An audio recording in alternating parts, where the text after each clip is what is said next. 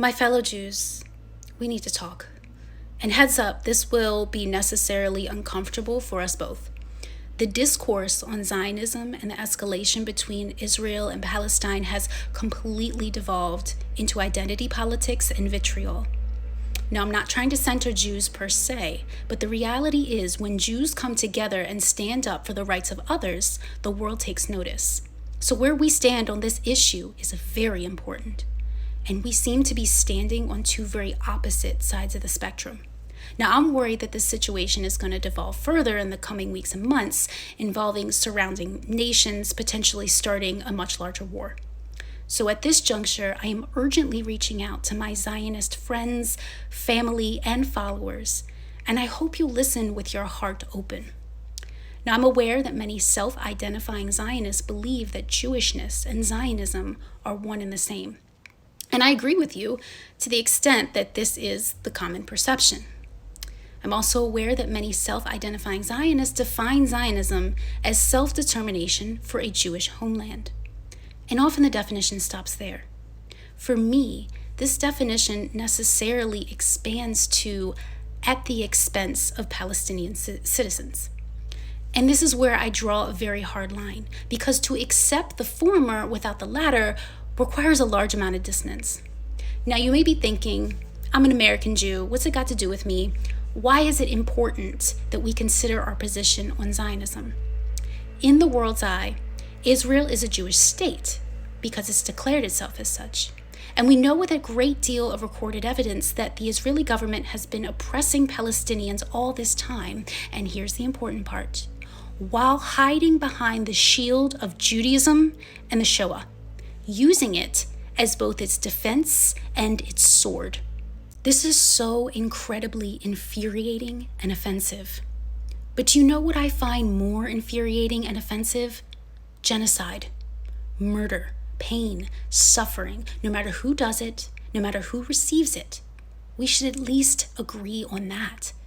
Israel, the country which claims to be of and for the Jewish people, is by the numbers inflicting more harm, more death, more destruction onto the Palestinian people than Hamas ever did to Israel. Hamas is a terrorist organization, yes, and the Israeli government is an oppressive totalitarian regime holding far more power over money, resources, and narrative. If you're an American Jew, it's relevant that our military and our president is providing millions in funding to Israel so it can bring more might, fury, and more slaughter to innocent Palestinians. They aren't targeting Hamas, despite having the intelligence and resources to do so. They are leveling cities and bombing civilians indiscriminately. Now, if you disagree, I would be open to seeing any evidence you have of measured, precise attacks. But that's not what I've been seeing. Please don't scroll me away because these words hurt you to hear. If you're as uncomfortable as I am right now, you need to hear this so that we can grow. This is being done in our name. It's a disgrace to Jewish identity. It should offend you deeply, right down to your heart. Even if it's not you and I doing it personally, even if you have not previously defined Zionism this way, this is in fact what Zionism accomplishes. Zionism hasn't been about Jews having a homeland for some time. We have a homeland. Nobody's taking that away. For fuck's sake, Israel is backed by the U.S. military. It doesn't need to harm innocent civilians to exist, but it does, and it is, and it's using our good name to do it, and calling that Zionism. And they've been working hard a very long time to convince you and the world that Zionism and Jewishness are one and the same, thereby tethering your identity, your very being to their actions, no matter how awful they become. And if you've fallen for their absolutism, to decry their actions, well, that could feel like betraying yourself. Have you heard of cognitive dissonance? It's an ego defense we all use to reduce the discomfort we experience when our behavior or our expressed beliefs are at odds with our self-concept. And most humans will go to great lengths to reduce this discomfort. For example, pretending the threat to our belief doesn't exist. Distracting from the threat to our belief, commonly accomplished with whataboutism. Justifying the belief, Perhaps the violence is necessary retribution for an offense, or even to prevent a future offense, or we reframe the threat to our identity as for the greater good. And lastly, the one you're likely experiencing now, toward me. Discredit the source. Any direct threats to your belief can be simply dismissed as anti-Semitic. Use of this word against our own. I can't begin to tell you how upsetting that is. This should immediately feel manipulative as it leaves your mouth. Alarms should go off.